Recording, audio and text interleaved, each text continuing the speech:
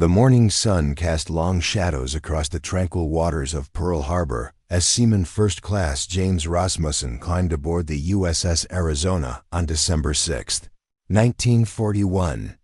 The massive battleship, one of the crown jewels of the Pacific Fleet, bobbed gently at her mooring along Battleship Row. Rasmussen had no way of knowing that in less than 24 hours, this peaceful Hawaiian morning would be remembered as the last moment of American innocence before the nation was thrust into the greatest conflict in human history. Admiral Husband Kimmel stood on the bridge of his flagship, surveying the impressive array of naval power spread before him. 8 battleships, numerous cruisers, destroyers, and auxiliary vessels filled the harbor like sleeping giants. The sight should have filled him with confidence, but recent intelligence reports had left him uneasy.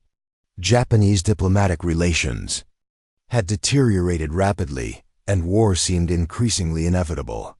Yet here, in this Pacific paradise, such concerns felt distant and abstract. At Hickam Field, barely 2 miles from the harbor, Army Air Corps Captain Gordon Blake performed his morning inspection of the Boeing B-17 Flying Fortresses lined up in neat rows on the tarmac.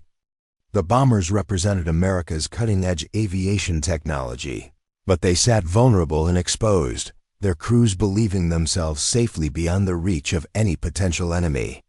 The previous evening's poker game had run late, and many of the airmen were still nursing hangovers as they went about their routine duties. Meanwhile, 300 miles northwest of Oahu, Vice Admiral Kiichi Nagamo stood on the bridge of the aircraft carrier Akagi, flagship of the Imperial Japanese Navy's first air fleet.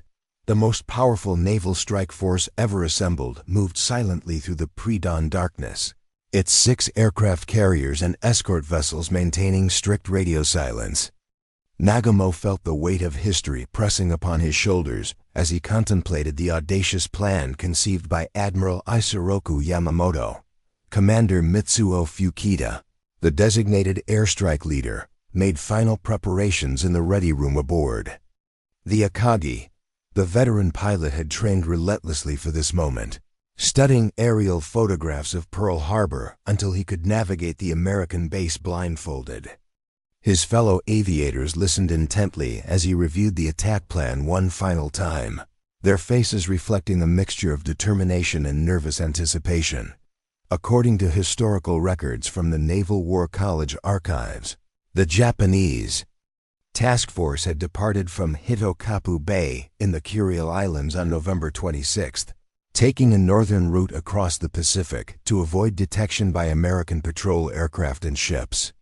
The fleet had maintained complete radio silence while crossing over 3,000 miles of empty ocean, a testament to Japanese naval discipline and planning. Back in Washington, Secretary of State Cordell Hull prepared for yet another round of diplomatic negotiations with Japanese Ambassador Kishisaburo Nomura. The talks had dragged on for months, with neither side willing to compromise on fundamental issues. Hull suspected that the Japanese were merely buying time, but he continued to pursue a peaceful resolution even as military preparations accelerated on both sides. As the sun set over Pearl Harbor on December 6, sailors and airmen went about their evening routines, writing letters home, playing cards, or enjoying shore leave in nearby Honolulu. The weekend stretched ahead with its promise of rest and recreation. Church services were planned for Sunday morning, and many looked forward to sleeping late. After a week of training exercises and maintenance duties, the stage was set for one of history's most decisive moments, though none of the participants yet realized they were about to become players in a drama that would reshape the world forever. At 0300 hours on December 7, 1941, the Japanese strike force reached its launching position 200 miles north of Oahu. The pre-dawn air was crisp and clear, with visibility extending to the horizon under a canopy of brilliant stars. Vice Admiral Nagamo gave the final order, and the flight decks of 6 aircraft carriers erupted into carefully choreographed chaos as the first wave of attack aircraft prepared for launch. Commander Fukuda climbed into his Nakajima B-5 and Kate bomber, his heart pounding with anticipation and responsibility. As the strike leader, he would coordinate the entire attack, ensuring that each target received appropriate attention. Behind him, 183 aircraft waited there. Turn to launch, high-level bombers, dive bombers, torpedo planes, and fighter escorts. The largest carrier-based airstrike in naval history was about to begin. On Ford Island, in the center of Pearl Harbor, Aviation Radioman 3rd Class Harry Meade was beginning his early morning watch duty at the Naval Air Station. The young sailor had volunteered for the dawn shift to earn extra liberty time later in the weekend. As he walked across the quiet airfield, checking the rows of PBY Catalina flying boats, he noticed how peaceful everything seemed. The only sounds were the gentle lapping of waves against the seaplane ramps and the distant hum of generators. Aboard the USS Nevada, the ship's band was preparing for morning colors, the daily ceremony of raising the American flag. Musician second class Richard Fisk arranged his sheet music while his fellow bandsmen tuned their instruments. The Nevada was the only battleship not moored alongside another vessel, making her the most likely candidate to get underway if an emergency arose. Her crew took pride in their ship's independence and fighting spirit. At 0600 hours, the first wave of Japanese aircraft lifted off from their carriers in the pre-dawn darkness. Commander Fukuda's bomber was among the first airborne, followed by the deadly formations that would soon transform Pearl Harbor from a symbol of American naval might into a scene of unprecedented destruction. The pilots had trained for months, studying detailed models of the harbor and memorizing the locations of priority targets. Lieutenant Colonel James Rasmussen, the Army's radar operator at the Opana Point Station on Oahu's North Shore, detected the approaching aircraft formation at 0702 hours. The massive blip on his oscilloscope screen indicated a large group of planes approaching from the north, but when he reported the contact to the Aircraft Warning Service, he was told not to worry about it. A flight of B-17s was expected from the mainland, and the duty officer assumed that was what the radar had detected. As the Japanese formation approached Oahu, Commander Fukuda could see the island emerging from the morning haze. The sight of Pearl Harbor spread out below him, exactly as it had appeared in the reconnaissance photographs, filled him with grim satisfaction. The American fleet lay at anchor like sitting ducks, with no sign of unusual activity or defensive preparations. He checked his watch, 0740 hours. In 10 minutes, the attack would begin. Historical documentation from the Pearl Harbor History Associates indicates that the Japanese had achieved complete tactical surprise through meticulous planning and operational security. American intelligence had detected increased Japanese military activity, but had failed to predict the timing and target of the attack. Lieutenant Commander William Outerbridge, captain of the destroyer USS Ward, was already dealing with one crisis when the main attack began. His ship had engaged and sunk a Japanese Miute submarine attempting to penetrate the harbor entrance at 0645 hours. Outerbridge had immediately radioed a report of the incident, but his warning was still working its way through the chain of command when the air attack commenced. At Kaneohe Naval Air Station, Chief Aviation Ordnanceman John Finn was enjoying a quiet Sunday morning when the distinctive whine of diving aircraft shattered the peaceful atmosphere. Looking up, he saw planes with the red rising sun insignia of the Imperial Japanese Navy diving toward the airfield. For a moment, his mind refused to accept what his eyes were telling him. Then reality crashed down like a thunderbolt. The moment that would live in infamy was about to begin, and America was utterly unprepared for the storm that was about to break over the Pacific Fleet. At precisely 0-7-55 hours on December 7th, 1941, Commander Fukuda transmitted the most famous code words in naval aviation history. Tora! Tora! Tora! The repeated word "Tiger" signaled to the Japanese fleet that complete surprise had been achieved.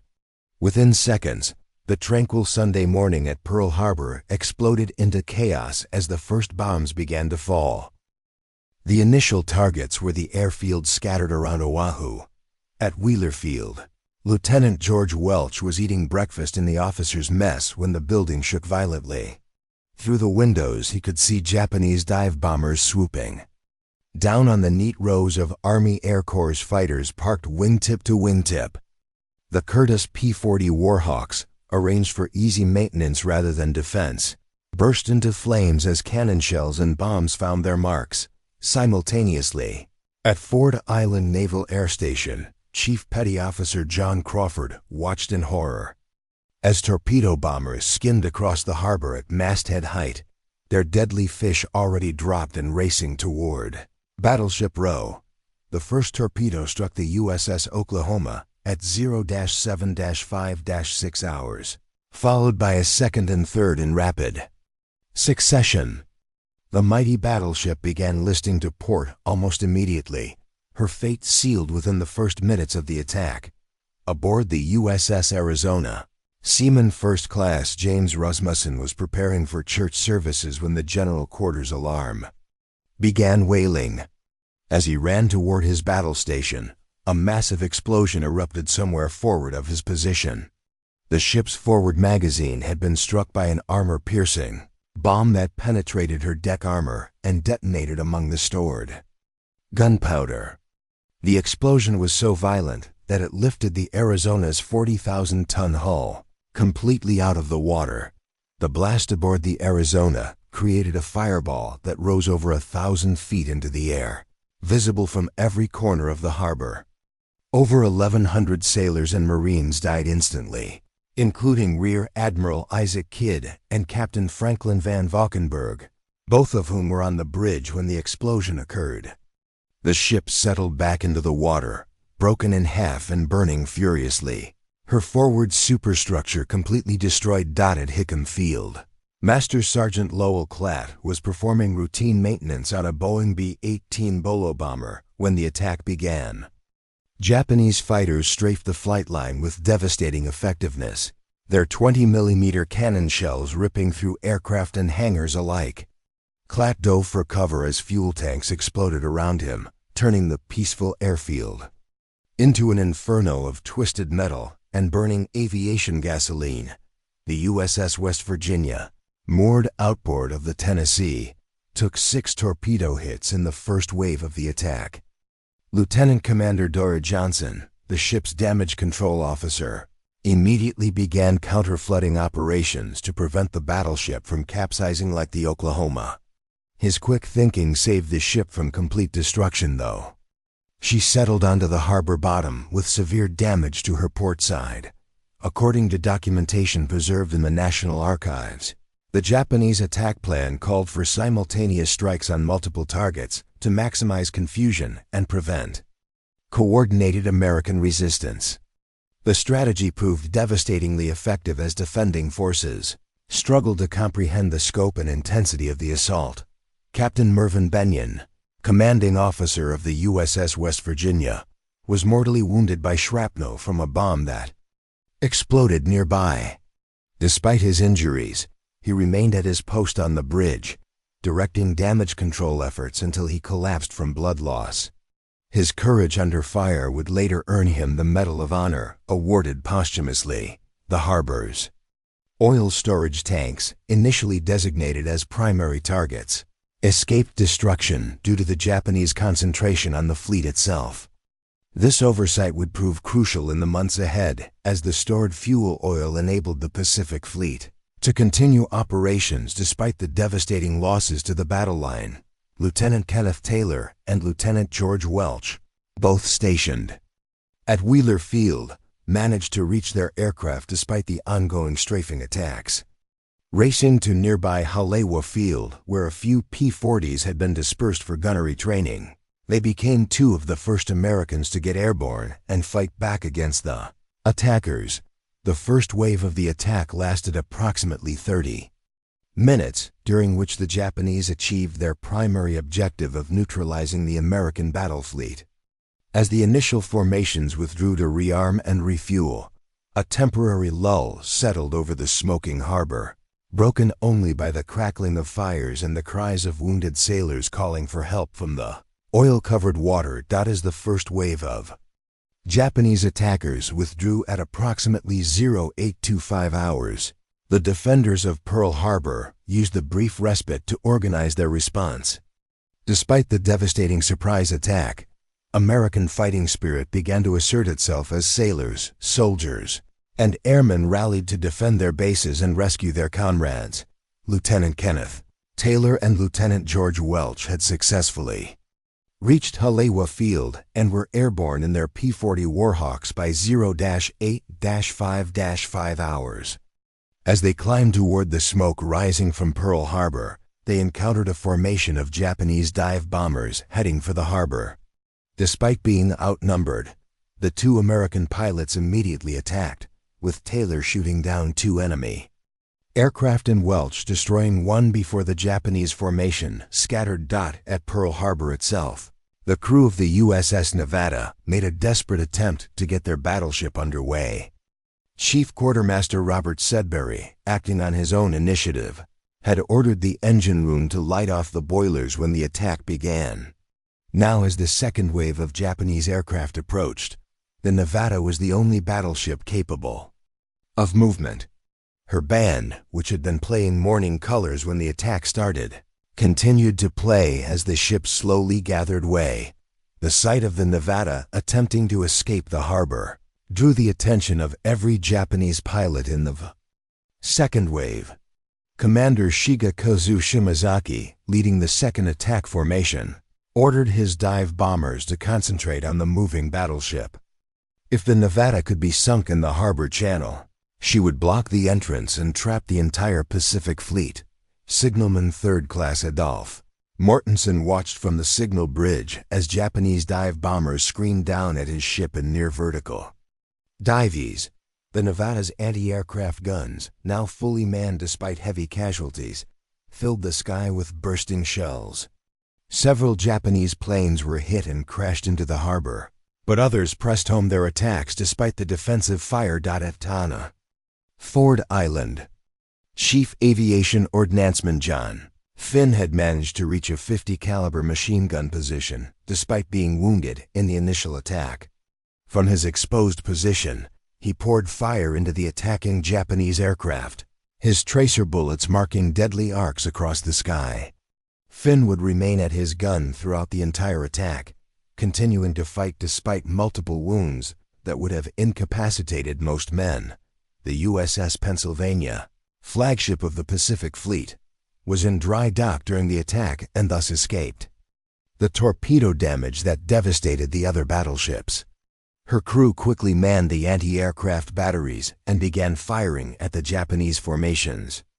Admiral Husband Kimmel, commander of the Pacific Fleet, watched the destruction of his command from his headquarters overlooking the harbor, his face a mask of anguish and determination. Research, conducted by the Pearl Harbor Survivors Association, reveals that despite the overwhelming surprise achieved by the Japanese, American defensive fire became increasingly effective as the attack progressed. With several enemy aircraft shot down by ship's gunners and the few American fighters that managed to get airborne, the destroyer USS Helm, patrolling outside the harbor entrance, had the distinction of being the first American ship to fire on the Japanese attackers. Lieutenant Commander Carroll, her commanding officer, ordered his gunners to engage the torpedo bombers as they approached the harbor. Though the fast-moving aircraft proved difficult targets, the Helm's action provided warning to other ships that an attack was underway. On Hospital Point, Navy medical personnel led by Commander Samuel Fuqua began the massive task of treating hundreds of wounded sailors pulled from the burning ships. The hospital quickly overflowed with casualties, and medical teams worked frantically to save lives while the attack continued around them. Many of the wounded had been burned by flaming oil that covered large portions of the harbor. The USS Curtis, a seaplane tender moored near Ford Island, became the target of a damaged Japanese dive bomber whose pilot apparently decided to crash his aircraft into the ship rather than attempt to return to his carrier. The kamikaze attack, one of the first of the war, caused significant damage to the Curtis, but failed to sink her dot as the Nevada approached the harbor mouth. It became clear that the battleship was too heavily damaged to make the open sea safely. Lieutenant Commander Francis Thomas, the senior officer aboard, made the difficult decision to beach his ship rather than risk having her sink in the channel. The Nevada ran aground at Hospital Point, her crew continuing to fight their fires and tend to their wounded.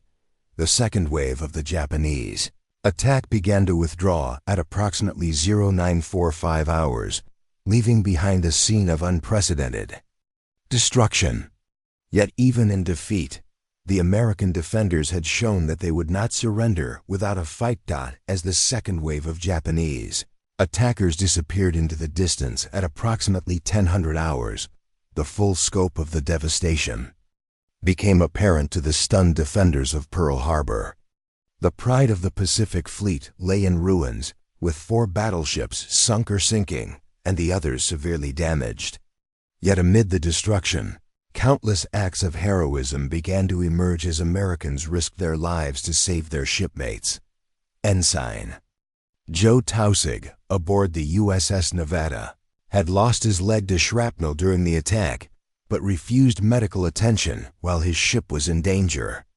Despite his grievous wound, he continued to direct the Nevada's anti-aircraft fire as the battleship fought to reach the harbor entrance. His determination to remain at his post inspired the entire crew, and his actions would later earn him the Navy Cross. In the water around the capsized USS Oklahoma, Chief Water Tender Francis Day organized rescue efforts for the hundreds of sailors trapped inside the overturned hull. Day and his volunteers could hear tapping from within the ship's compartments, indicating that men were still alive but running out of air. Using cutting torches and whatever tools they could find, the rescue teams worked frantically against time to reach the trapped sailors. The most dramatic rescue occurred when Julio De Castro, a civilian yard worker, heard tapping from inside the Oklahoma's hull. Working with Navy personnel, De Castro cut through the thick steel plating with an acetylene torch, creating an opening just large enough for men to squeeze through. Over the next several hours, 32 sailors were pulled to safety from what had seemed to be certain death. Aboard the burning USS Arizona, Lieutenant Commander Samuel Fuqua took charge of the survivors after the ship's senior officers were killed in the magazine explosion. Despite being wounded himself, Fuqua organized firefighting efforts and directed the evacuation of wounded personnel. His leadership in the face of catastrophe saved countless lives and earned him the Medal of Honor.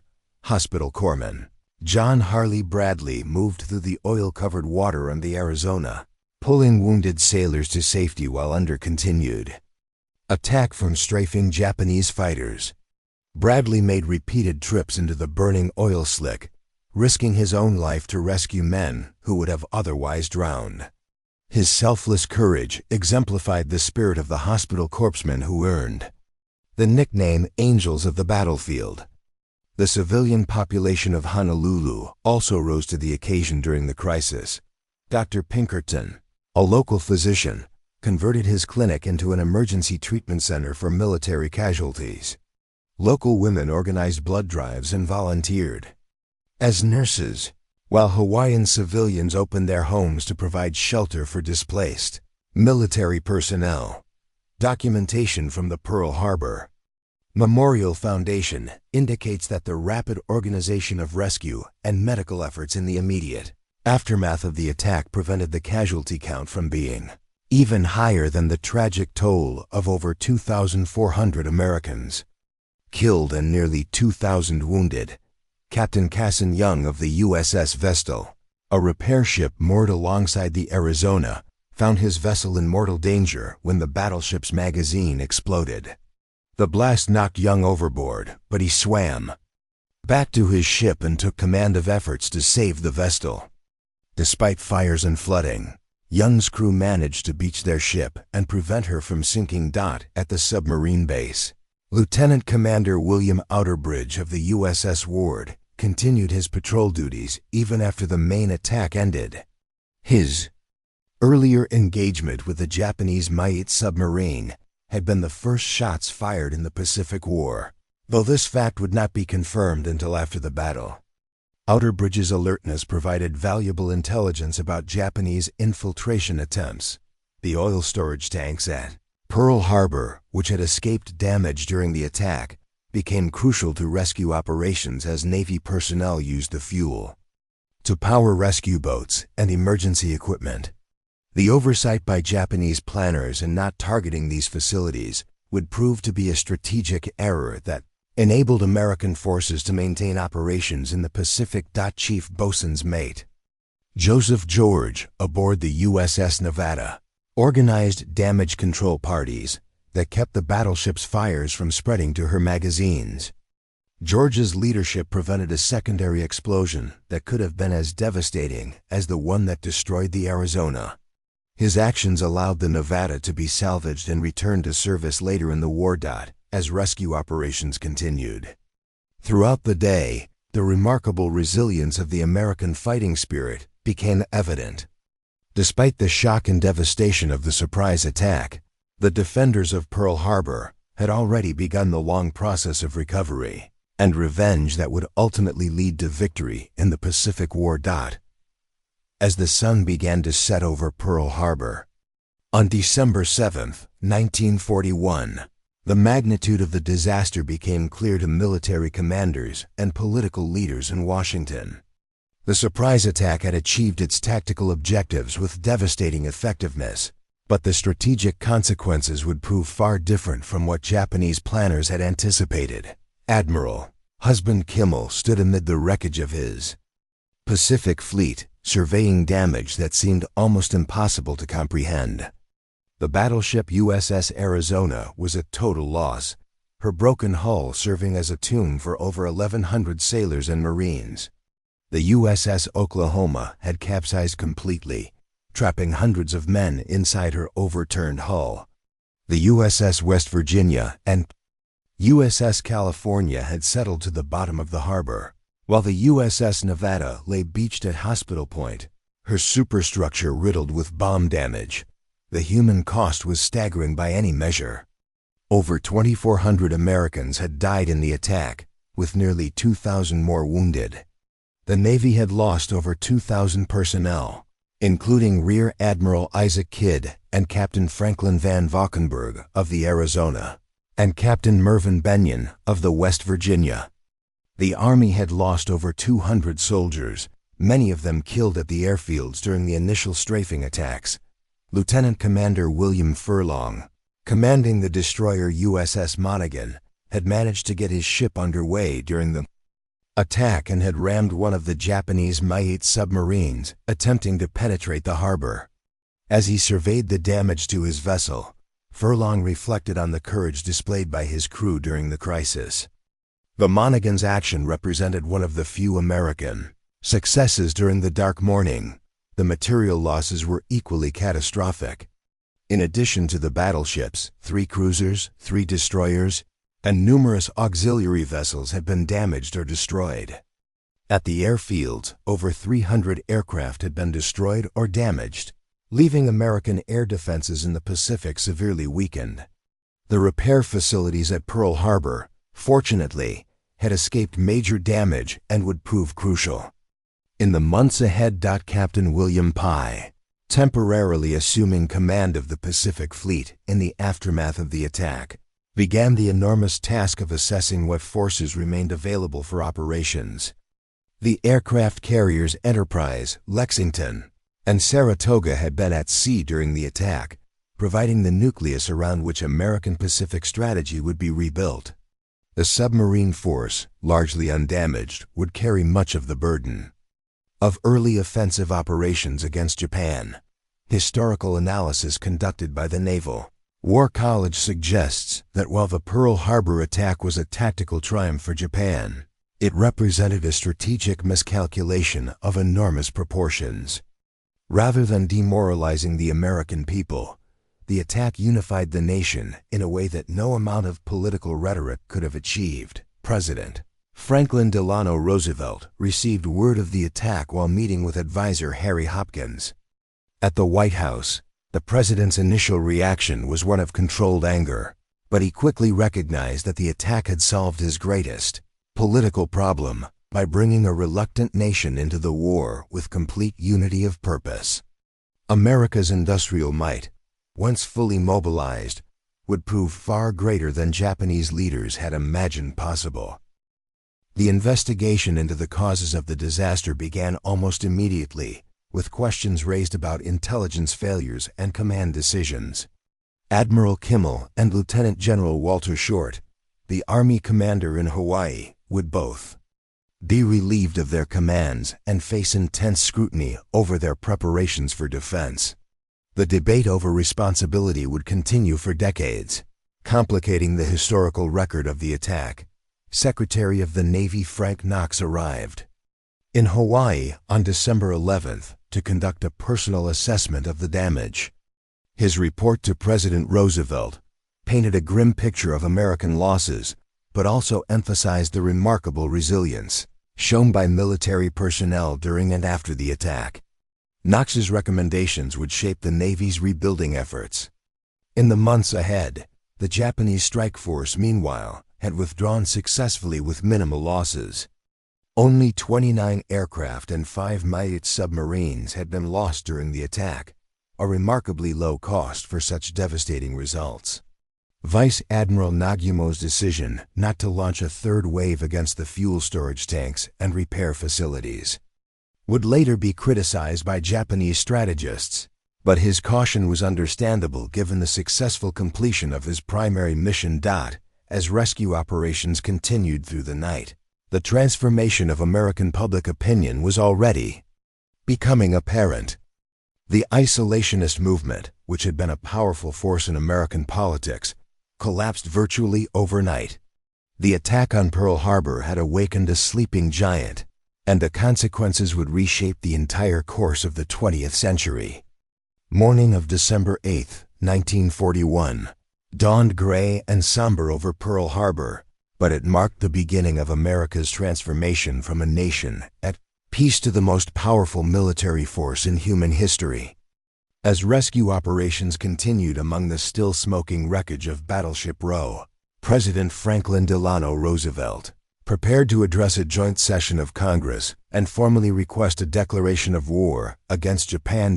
At 11:30 in the morning, Hawaiian time, Roosevelt's voice crackled over radio sets throughout the Pacific Fleet as he delivered one of the most famous speeches in American history.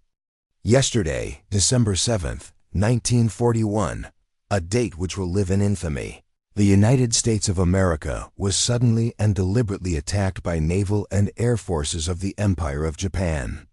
The president's words galvanized a nation, still reeling from the shock of the surprise attack. Within hours of Roosevelt's speech, Congress voted to declare war on Japan with only one dissenting vote. Representative Jeanette Rankin of Montana, who had also voted against American entry into World War I, cast the sole vote against the declaration. The American people, united as never before in their history, began the massive mobilization that would ultimately produce victory in both the Pacific and Atlantic theaters. At Pearl Harbor, the work of salvage and reconstruction began immediately. Under the direction of Captain Homer Wallen, the fleet salvage officer, the USS California and USS West Virginia, though sunk in shallow water, were raised and eventually returned to service. Even the capsized USS Oklahoma was righted, though she was too damaged for active service. Only the USS Arizona remained where she had died, her broken hull eventually becoming a permanent memorial to those who perished. The human stories of heroism that emerged from the attack provided inspiration for the difficult years ahead. Doris Miller, a mess attendant aboard the USS West Virginia, had manned a .50 caliber machine gun during the attack, despite having no training on the weapon. Miller's courage earned him the Navy Cross, making him one of the first African-American heroes of World War II, and helping to begin the slow process of military integration. The strategic consequences of the Pearl Harbor attack became apparent as American industrial capacity shifted into high gear. Within months, shipyards across the nation were launching new vessels at an unprecedented rate.